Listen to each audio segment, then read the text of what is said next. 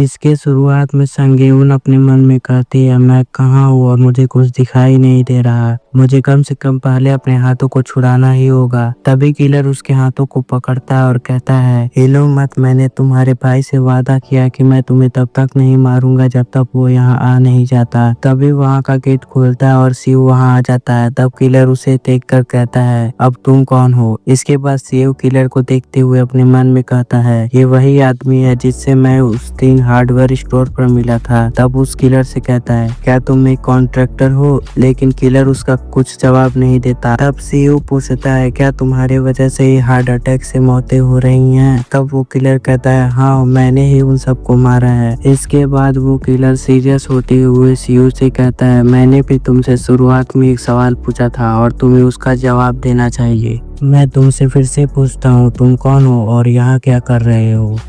तब शिव कहता है, मैंने तुम्हें बताया था कि मैं आ रहा हूँ। मैं वही आदमी हूँ जिससे तुमने कुछ टाइम पहले ही बात की थी। इसके बाद किलर संगीन के सर को अपने हाथों से पकड़कर मोड़ते हुए कहता है, मुझे पूरा यकीन है कि मैंने इसके बड़े भाई को कॉल किया था, लेकिन तुम इसके बड़े भाई नहीं हो। इसके बाद शिव अपने मन में कहता है, तो ये संगीन की छोटी बहन है। इसके बाद वो किलर से कहता है, मैं इसके बड़े भाई का दोस्त हूँ और किसी वजह से वो अपना फोन नहीं उठा पाया, इसलिए मैंने कॉल उठा लिया। और मेरे आने से कोई प्रॉब्लम है क्या? तब किलर कहता है, बिल्कुल, तुम नहीं हो जिससे मैं मिलना चाहता था, इसलिए वापस जाओ, अपने दोस्त को यहाँ लेकर आओ, नहीं तो मैं इस लड़की को यहीं मार दूंगा। ये सुनकर संगीन रोने लगती है। तब शिव अपने मन में कहता है, मुझे नहीं पता ये आदमी संगीन से क्यों मिलना चाहता है, लेकिन मुझे उसे यहाँ लाना होगा, नहीं तो ये उसकी बहन को मार देगा और इसका कोई भरोसा भी नहीं कि अगर मैं संगीन को इसे दे दूं तो ये इसे जाने देगा। लेकिन दोनों इस सिचुएशन में इस किलर का ही फायदा है। इसके बाद शिव किलर से कहता है, अगर मैंने तुम्हें मना कर दिया तब तुम क्या करोगे? तब किलर कहता है, तब मैं इस लड़की को अभी यहीं मार दूंगा। इसके बाद वो संगीन को मारने के लिए आगे बढ़ता है। तभी शिव अपने बैग को किलर के ऊपर फेंक देता है। तब वो किलर कहता है, ये लड़का आखिर में करना क्या चाहता है?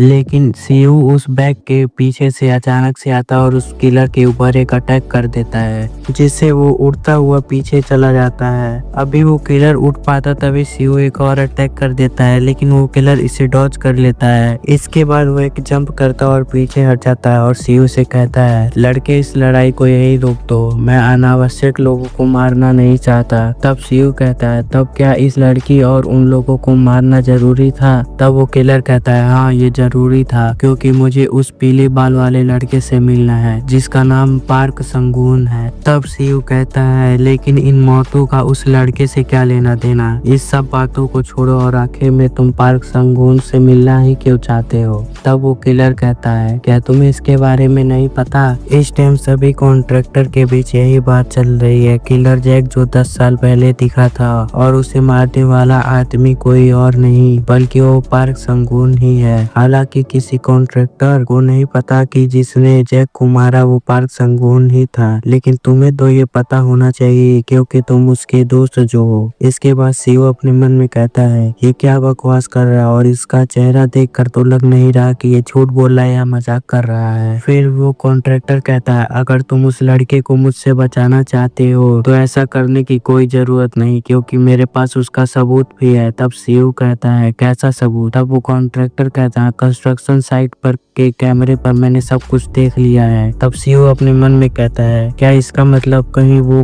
कैमरा तो नहीं जो एंट्रेंस पर लगा था? हाँ, जरूर इसने उसी के फुटेजेस देखे होंगे, क्योंकि संगून एंट्रेंस से ही कंस्ट्रक्शन साइट पर गया था। हालांकि मैं कैमरे से बचकर अंदर गया था, इसलिए इसे लग रहा है कि संगून ने जैक को मारा है और किसे पता था कि आज ये सब होगा। अगर किसी कॉन्ट्रैक्टर को मेरे बारे में नहीं पता तो मैं इसका फायदा उठा सकता हूँ। इसके बाद वो कॉन्ट्रैक्टर से कहता है, अच्छा ठीक है, अब छिपाने का कोई फायदा नहीं। अगर मैंने उसे यहाँ बुलाया तो तुम उसके साथ क्या करोगे? तब वो कॉन्ट्रैक्टर थोड़ा सोचता और कहता है, मुझे नहीं पता, शायद मैं उसके साथ फाइट करूंगा और चेक करूंगा कि हम दोनों में से ताकतवर कौन है। तब शिव कहता है, तब तो उसे यहाँ बुलाने की जरूरत ही नहीं है, क्योंकि मैं तुम्हारे लिए अकेला ही काफी हूँ। और इसके बाद वो कॉन्ट्रैक्टर के ऊपर एक अटैक करता है। इसके बाद हमें बताया जाता है, नॉनचक और चिल शकल जैसे कई हथियारों को बनाने में चैन यूज किया जाता है, लेकिन इन सभी हथियारों में एक चीज चीज कॉमन है, इन सब का इस्तेमाल लॉन्ग रेंज अटैक करने के लिए किया जाता है। सीधे सीधे बोले तो ये आदमी लॉन्ग रेंज अटैक करने में माहिर है, इसलिए मुझे इसे हराने के लिए ज्यादा से ज्यादा क्लोज रेंज फाइट करनी होगी। इसके बाद सीओ एक अटैक करता है, लेकिन वो कॉन्ट्रैक्टर इसे ब्लॉक कर लेता है। इसके बाद सीओ एक और अटैक करता है, लेकिन वो इसे भी डॉज कर लेता है। ये सब देखकर सीओ शॉक खुद में चला जाता है और एक किक मारता है, लेकिन कॉन्ट्रैक्टर इसे भी ब्लॉक करता है और कहता है तुम एक टैलेंटेड लड़के हो, लेकिन तुम मुझे अब गुस्सा दिला रहे हो, और सीओ को फेंक देता है, जिससे सीओ पीछे दूर जाकर गिरता है और उसे बहुत ज्यादा दर्द भी हो रहा होता है। तब सीओ अपने मन में कहता है ये क्या हो रहा है, लेकिन तभी वो कॉन्ट्रैक्टर वहां आ जाता है और सीओ को उठाकर पटक देता है, जिससे उसकी गर्दन फूट जाती है। इसके बाद वो कॉन्ट्रैक्टर वहां से जाने लगता है। तभी उसके पीछे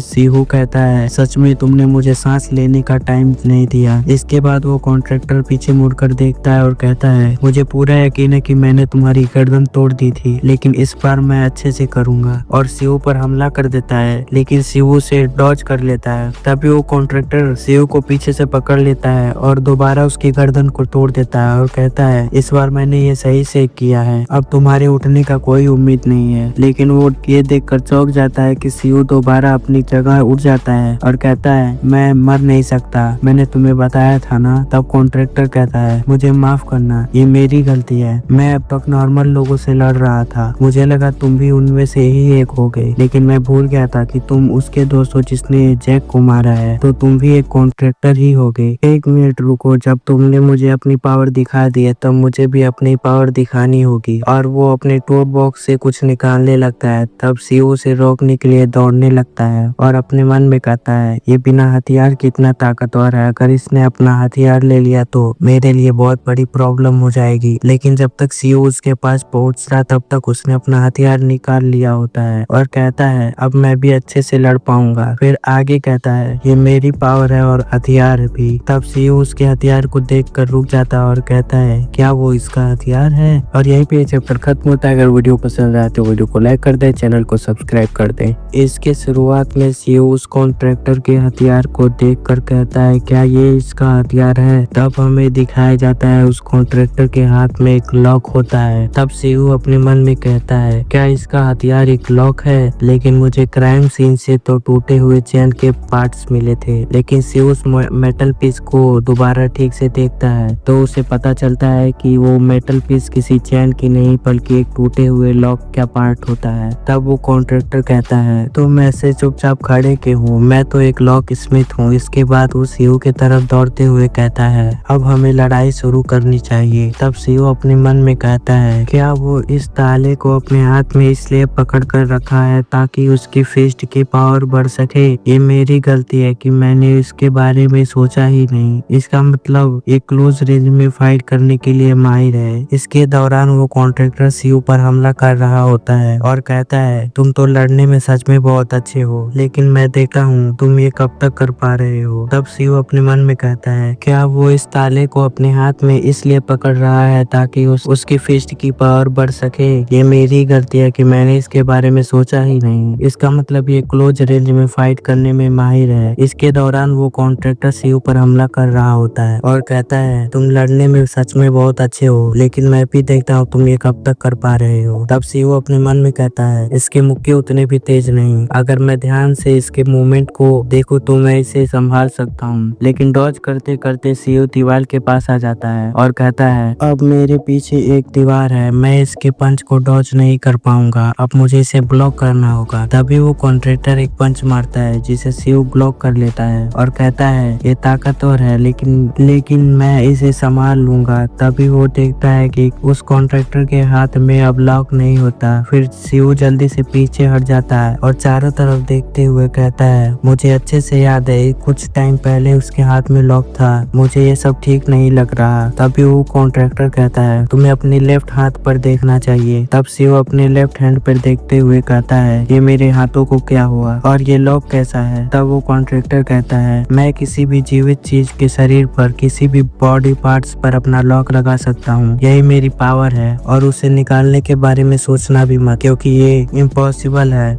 तब सीयू अपने मन में कहता है, क्या ये इस कॉन्ट्रैक्टर की पावर है? लेकिन इस लॉक से क्या होता है? क्या ये भी चोई जिया की पावर की तरह ही है? अगर ऐसा है तो मैं अपने हाथ को यूज नहीं कर पाऊंगा। लेकिन जब वो अपने हाथ को चेक करता है तो वो अच्छे से काम कर रहा होता है। इसके बाद वो कॉन्ट्रैक्टर की ओर दौड़ने लगता है और अपने मन में कहता है, इससे पहले कि ये अपनी पावर दिखाए मुझे उसके ऊपर हमला करना होगा। इसके बाद सीओ अपनी राइट हैंड से एक फेक अटैक करता है, फिर अपनी लेफ्ट हैंड से एक ताकतवर अटैक करता है और अपने मन में कहता है, बहुत अच्छे, अब तुम इसे डॉज नहीं कर सकते। लेकिन वो ये देखकर शॉक हो जाता है कि कॉन्ट्रैक्टर उसे भी डॉज कर लेता है। तब सीओ कहता है, ये सब क्या हो रहा है? मेरी स्पीड इतनी कम क्यों हो गई? तब वो कॉन्ट्रैक्टर कहता है, जिस जगह लॉक लगा होता है वहाँ की मांसपेशियां काम करना बंद कर देती हैं, जिससे उस बॉडी पार्ट की स्पीड बहुत कम हो जाती है और यही मेरी पहली स्किल है। तब सीओ अपने मन में कहता है, हाँ ये सही बोल रहा है, मेरी लेफ्ट हैंड की स्पीड सच में कम हो गई है। तभी वो कॉन्ट्रैक्टर एक कट्टा अटैक करता है। तब सीओ अपने मन में कहता है, अब ये मेरी हड्डियों में दर्द कैसा हो रहा है? तभी उसे कुछ पहले जैसा अनुभव होता है। तब वो कॉन्ट्रैक्टर कहता है, अब तुम अपने हाथ को यूज नहीं कर पा रहे होगे क्योंकि अब मैंने इसे पूरी तरह से लॉक कर दिया है और ये मेरी दूसरी स्किल है। इसके बाद वो अपने हाथ में एक अजीब सी चाबी बनाते हुए कहता है, अगर मैं इसे यूज करूँ तो मैं बॉडी पार्ट्स को दोबारा ठीक कर सकता हूँ, लेकिन ये चाबी हर बॉडी पार्ट्स के लिए अलग अलग होती है। तब सीयू कहता है, ये बिल्कुल भी अजीब नहीं है, मैंने इसे पहले भी एक बार फेस किया है। आखिर में मुझे इस लॉक से छुटकारा ही पाना होगा। तब वो कॉन्ट्रैक्टर कहता है, बिल्कुल ठीक। तब सीयू जमीन पर से एक शार्प चीज को उठाता है और अपने हाथ के कुछ हिस्सों को काट कर अलग कर देता है। ये देखकर वो कॉन्ट्रैक्टर भी चौंक जाता है। तब सीयू कहता है, अगर मैं इस लॉक को खोल नहीं सकता तो मैं इसे अपने हाथ से काट कर अलग तो कर सकता हूँ। और हमें दिखाया जाता है कि सीयू का हाथ तुरंत रीजनरेट होता है। तब सीयू कहता है, बहुत अच्छे, अब मैं अपने हाथों को दोबारा यूज कर सकता हूँ। ये सब देखकर कॉन्ट्रैक्टर चौंक जाता है और कहता है, मैंने तो इसके बारे में सोचा ही नहीं। लेकिन तभी वो लॉक दोबारा उसके लेफ्ट हैंड पर अपने आप ही लग जाता है, जिससे सीयू चौंक जाता है और अपने मन में कहता है, ये क्या? जैसे ही मेरा हाथ दोबारा रीजनरेट हुआ ये लॉक वापस अपनी जगह पर लग गई। मैं अपनी रिकवरी एबिलिटी से इसे ठीक नहीं कर सकता। तभी वो कॉन्ट्रैक्टर सीयू की ओर दौड़ते हुए कहता है, मेरी पावर तुम्हारी एबिलिटी से ज्यादा ताकतवर है। और इसके बाद सीयू पर ढेर सारे अटैक करते हुए कहता है, आखिर में तुम हार क्यों नहीं मान लेते और संगून को यहाँ क्यों नहीं लाते? झूठ में ही मेहनत करना बंद करो। तब सीयू कहता है, चुप हो जाओ, और मेरे लेफ्ट हैंड के अलावा मेरे पास और भी अटैक हैं। और उसके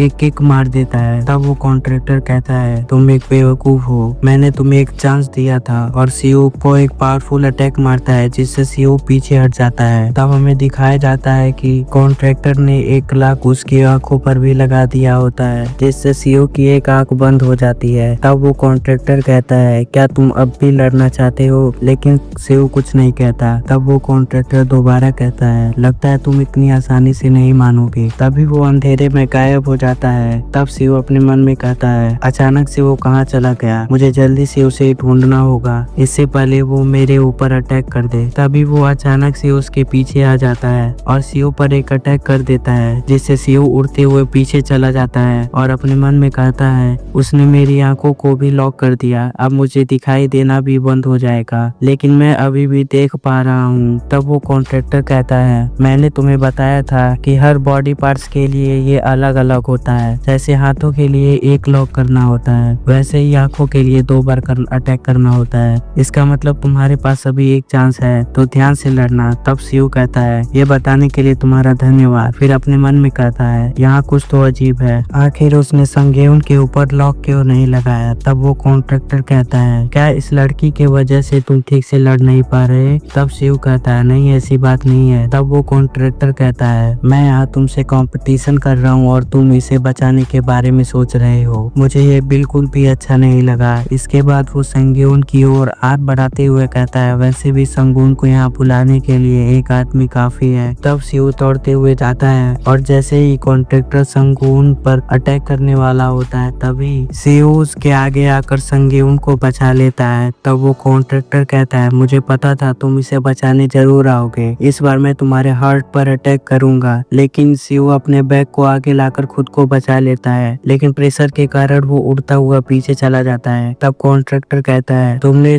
उस बैग को बिल्कुल सही टाइम पर निकाल कर बहुत अच्छे से। तभी सीयू अपने अपनी जगह पर उठता हुआ कहता है, अब मुझे थोड़ा अच्छा लग रहा है। ये सब देखकर कॉन्ट्रैक्टर चौंक जाता है और कहता है, ये कब हुआ? आखिर तुम मेरे लॉक से आजाद कब हुए और मेरे सब लॉक्स कहाँ हैं? तभी वो देखता है कि जितने लॉक उसने शिव को लगाए थे वो सब जमीन पर टूटकर गिरे हुए होते हैं। तब शिव कहता है, क्या तुमने कभी सब्स्टिट्यूट के बारे में सुना है? और अपने बैग को खोलकर जैक के सर को नीचे गिरा देता है, जिसे देखकर कॉन्ट्रैक्टर कहता है, ये क्या बकवास है? आखिर वो चीज क्या है? यहीं पे ये वीडियो खत्म होता है। अगर वीडियो पसंद है तो वीडियो को लाइक कर दे, चैनल को सब्सक्राइब करते हैं।